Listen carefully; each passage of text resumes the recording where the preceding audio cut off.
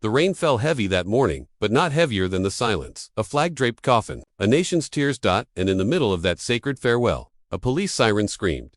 Within seconds, a white officer stormed in, shouting, accusing, until his gun was aimed at a Black U.S. general right beside the coffin of his fallen brother. Cameras rolled, hearts froze. And what happened next would not only shatter one man's career, it would shake the conscience of an entire nation, because when hate pulled the trigger that day, honor stood tall. Before we jump in, I'd love to know, where are you watching from? If this kind of storytelling speaks to you, subscribe for more moments that actually mean something. The rain fell like grief itself, heavy and relentless. Under the gray sky of Arlington Cemetery, a sea of black umbrellas stretched across the field. A lone flag-draped coffin rested on a polished stand. The air was filled with the sound of slow military drums, each beat echoing like a heartbreaking in silence. Lieutenant General Marcus Harlan stood still in front of the coffin, his back straight, his uniform spotless, his medals gleaming faintly beneath the drizzle. He had seen death before on the battlefield, in the deserts of Iraq, in the jungles of Africa, but this was different. This was personal. Inside that coffin lay Colonel Samuel Briggs, Marcus's best friend, his brother in arms. They had shared tents, rations, and war stories. Samuel wasn't just a fellow soldier, he was the man who had saved Marcus's life when their convoy was ambushed 5 years ago. As the choir began to sing Amazing Grace, Marcus wiped the rain off his face, though everyone knew some of it wasn't rain. But amidst the solemn silence, a sound pierced the moment like a knife through cloth. A car engine roared at the cemetery gate. A white police cruiser screeched to a halt. Out stepped Officer Ray Dalton, broad-shouldered, pale-faced, and wearing a scowl that carried years of bitterness. He had no idea who Marcus was. He just saw a black man in uniform, and for Ray Dalton, that was enough to twist something dark inside him. Dalton's partner whispered, "Ray, this is a military funeral. Chill out." But Dalton didn't hear. His eyes locked on Marcus as the general gave a folded flag to Samuel's widow. The sight triggered something ugly, a lifetime of prejudice boiling beneath his badge. Dalton shouted, his voice cutting through the funeral prayer. "What's this? Some kind of protest?" Gasps spread like wildfire. The chaplain stopped mid-sentence. Marcus turned slowly, confused. "This is a private ceremony, officer," Marcus said calmly, holding his composure. Dalton sneered. "Don't you tell me how to do my job, boy." A murmur rippled through the crowd. "A boy?" To a man with 3 stars on his shoulder, Marcus's aide stepped forward. "Sir, maybe let's move away." But before anyone could react, Dalton reached for his holster. He pulled his gun and aimed it directly at General Marcus Harlan's chest. Time froze. The rain, the wind, the whispering crowd, everything fell into a deadly silence. Only one sound remained, the click of a gun hammer being pulled back. General Marcus Harlan stood still, his breathing steady, his heart calm, almost a calm for a man staring down a pistol at a funeral. But Marcus had faced guns before. The only difference was, those guns were in war zones, not at the grave of his brother. "Officer," Marcus said quietly, "you're making a mistake." Dalton's hand trembled, but his pride didn't. "You think you can talk down to me? You people always think you're above the law." The crowd gasped again. Mothers pulled their children back. A few soldiers instinctively reached for their holsters but stopped. No one wanted to turn a funeral into a firefight. Marcus raised both his hands slowly, his voice calm but firm. "There's a flag, a widow, and a child behind me. Put the gun down." But Dalton took a step closer. Rain ran down his face like tears he didn't deserve to shed. His finger twitched on the trigger. A single moment, one heart-beaten history could have written a tragedy no one would forget.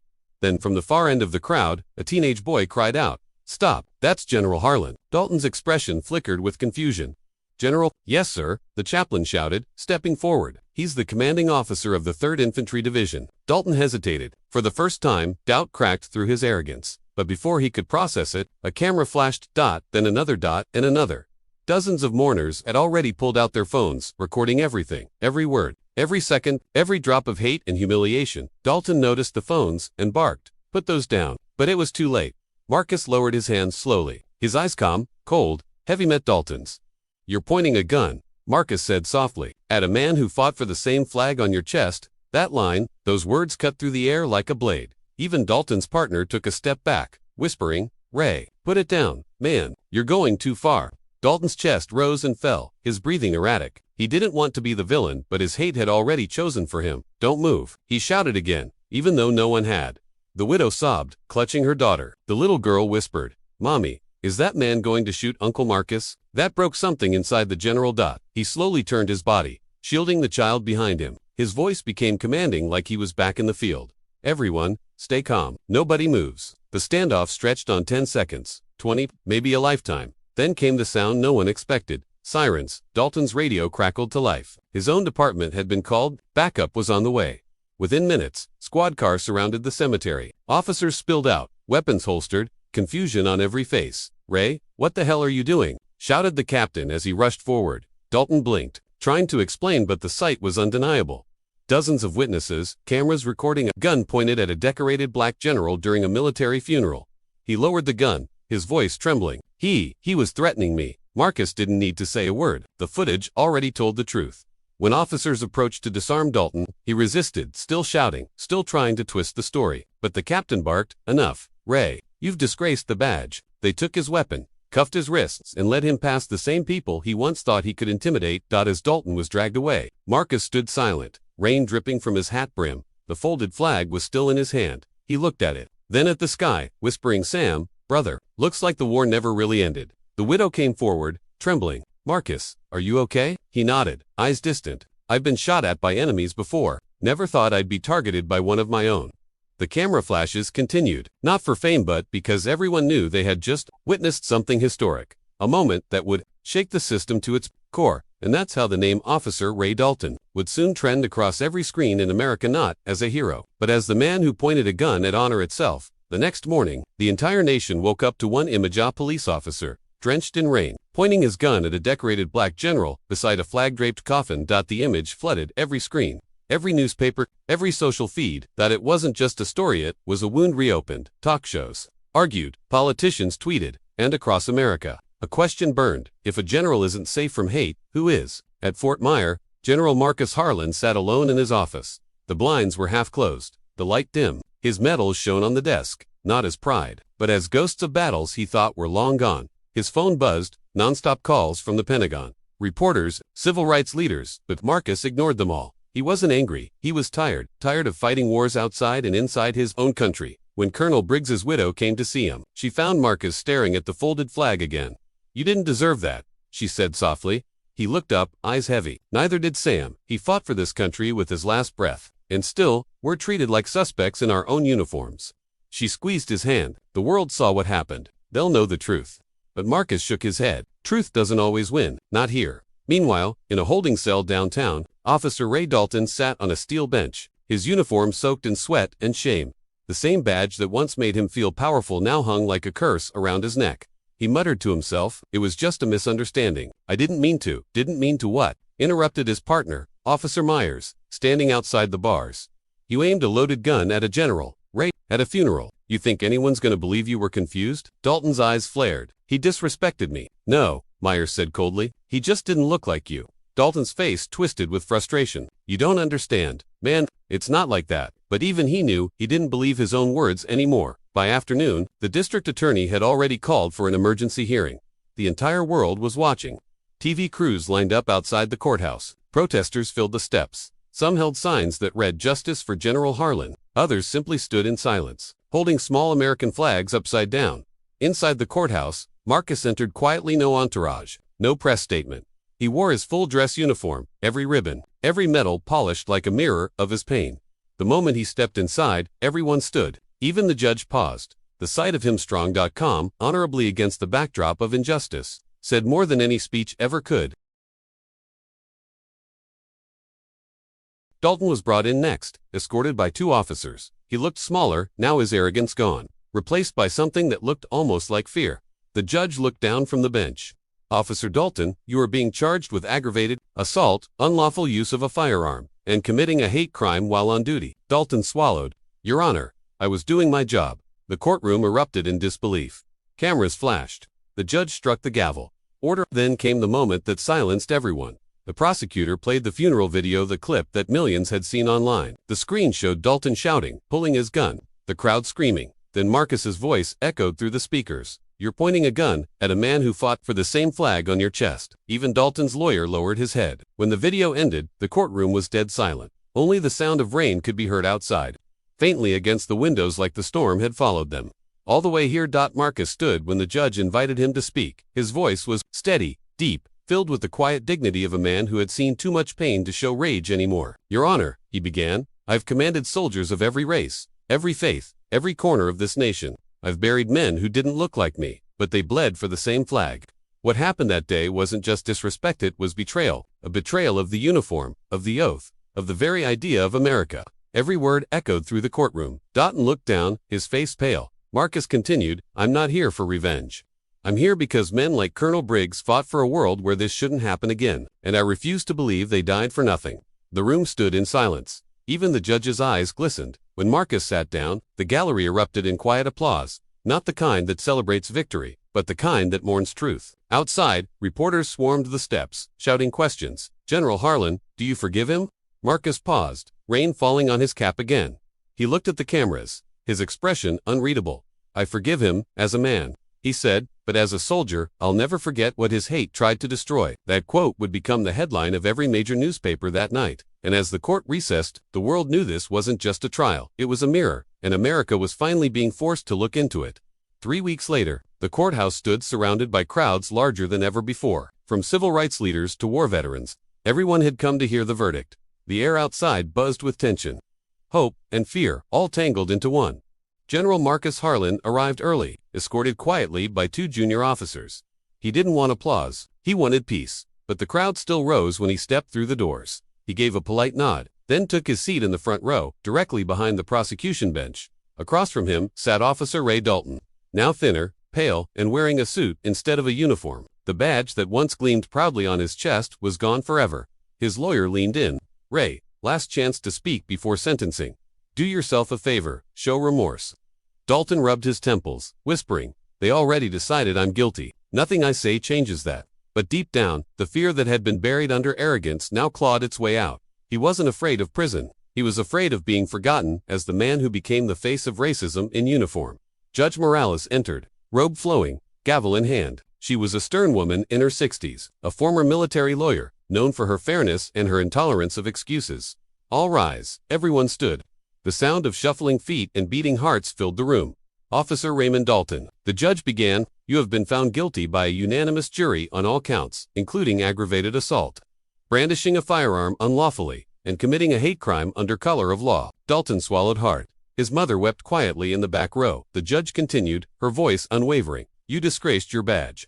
You pointed your weapon not at a criminal, but at a decorated war hero who has given his life to the defense of this nation. The uniform you wore is not a shield for hatred. She paused. Do you wish to make a final statement before sentencing? Dalton rose slowly. For a moment, he looked like he might finally apologize. But then, pride crept back in. He cleared his throat. Your Honor, I've served this city for 15 years. I've risked my life every day. I didn't know who he was. I just reacted. The courtroom stirred. Reporters scribbled. Marcus closed his eyes, disappointed, not surprised. Dalton continued. People call me a racist, but I didn't mean to harm anyone. I was doing my job. Maybe I made a mistake, but that doesn't make me evil. The judge leaned forward, eyes sharp as steel. Officer Dalton, your actions were not a mistake. They were a choice driven by fear, ignorance, and prejudice. You saw a black man in uniform, and your first instinct was to pull your gun. That instinct almost took an innocent life. She looked over the courtroom, and it happened in front of a child, a widow, and the coffin of a fallen soldier. That image will scar this nation far longer than your sentence will scar you. Dalton's face drained of color. His lawyer placed a hand on his shoulder, whispering something that sounded like accepted. Raymond Dalton, the judge, said, her voice echoing through the silent hall. I hereby sentence you to life imprisonment without the possibility of parole. Gasps filled the room. Some people cried. Others whispered prayers. Outside, a roar erupted, a cry of justice that echoed down the courthouse steps. Marcus sat motionless, his eyes fixed on Dalton. Not with triumph, not with vengeance, but with the deep sorrow of a man who understood what hate cost everyone. Dalton's knees gave out as guards stepped forward. He whispered hoarsely, life, please. I didn't kill anyone. The judge replied softly, no, but your hate could have. And this country will no longer wait for the bullet to fire before it acts. As Dalton was led away in handcuffs, he glanced back one last time at Marcus. Their eyes met, no words were exchanged, but a lifetime of history seemed to pass between them. Marcus's stare wasn't filled with rage, it was filled with something far heavier. Pity, because he knew the truth. Dalton's prison had begun long before the sentence. Outside, the crowd exploded into cheers and tears. Veterans saluted Marcus as he walked down the courthouse steps. One elderly black veteran shouted, you fought another war today, General, and this time, you won for all of us. Marcus stopped, turned toward the sea of people, and said quietly, there are no winners in hate, only survivors. The crowd fell silent again. The rain started just like that day at the funeral. It felt like the sky itself was cleansing the memory of what had happened. Marcus sat alone in his study. The folded flag still rested on his desk, beside a framed photo of Colonel Briggs and their unit overseas. He picked up his journal and began to write. Justice doesn't erase pain, but it reminds us that pain can have purpose. Today wasn't about one man with a gun. It was about all the silent ones who never spoke until it was too late. Maybe now, they'll speak. He closed the journal, placed it beside the photo, and whispered, "Rest easy, Sam." We kept the line. The next morning, newspapers around the world carried the same headline. Officer who pulled gun on black general sentenced to life. A nation confronts its reflection. A year later, the world had moved on, or so it thought. New stories filled the news cycle. But, for General Marcus Harlan, the memory of that death arraign, the coffin, the gun still lingered like a scar beneath the surface. He had retired quietly from the army 6 months after the trial. No farewell parade, no big ceremony, just a folded flag, a handshake from the Secretary of Defense, and a letter of gratitude from the President. But Marcus didn't want gratitude, he wanted meaning. The morning was cold when Marcus arrived at Greystone Federal Penitentiary. His aide had tried to stop him from coming. "Sir, why would you visit that man? He doesn't deserve your time." Marcus had replied, "Forgiveness isn't for him, it's for me." Inside, the air smelled of iron and regret. In a dim visiting room, separated by a thick glass wall, sat Ray Dalton. His hair was grayer, his body thinner. The man who once barked orders now spoke in whispers. When he saw Marcus, he froze. "You came here." Marcus nodded slowly. "Yes, I needed to see if you understand." Dalton stared down. "Understand what?" "That hate costs you everything," Marcus said softly. "Your job, your family, your name, even your peace." Dalton's voice cracked. "I lost my wife. My son won't talk to me. Every night, I see that funeral in my head." Marcus leaned closer to the glass. "You pointed your gun at me, but you were really pointing it at the part of yourself that couldn't stand equality. You were fighting a war that should have ended long ago." For a long moment, neither man spoke. The hum of the fluorescent light filled the silence. Then Dalton whispered, "Do you hate me?" Marcus shook his head. "No. If I did, I'd be no different from you that day." Dalton's eyes filled with tears. "I'm sorry, General, I really am." Marcus nodded once. "Then make that apology count.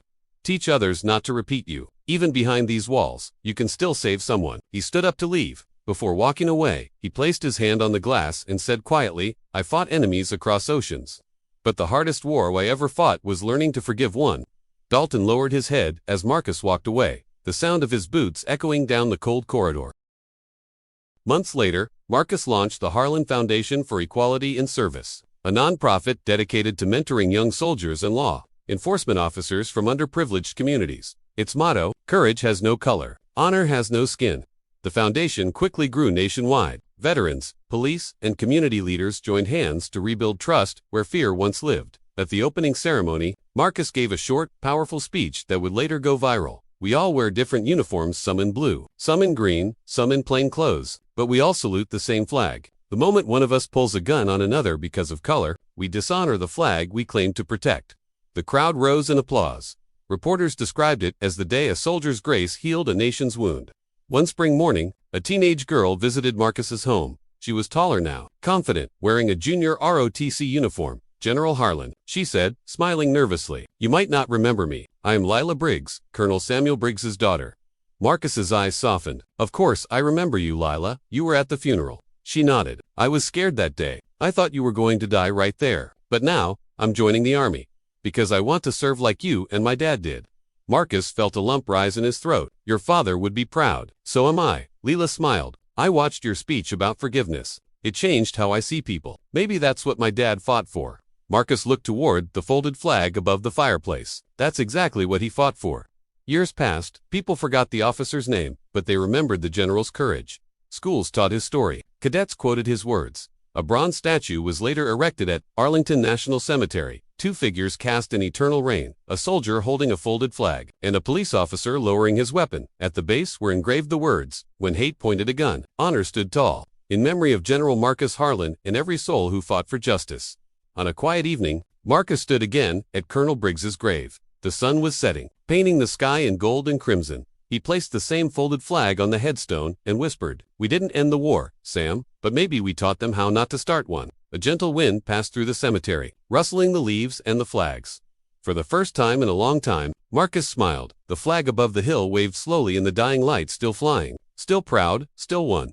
And somewhere deep inside, America took one more step toward healing. Time has a way of revealing truth, even when hate tries to bury it. The officer who once thought power made him untouchable now wakes up behind bars, every sunrise reminding him of the man he tried to destroy. But the black general, the man who stood firm even when a gun was in his face, he chose not vengeance, but peace, because real strength isn't in pulling a trigger, it's in standing tall when the world points one at you. And maybe that's the lesson the world needs most today. This is Soul Relief Stories, where pain finds purpose, and every story reminds us that humanity always wins. Subscribe for more true emotional stories that touch your soul.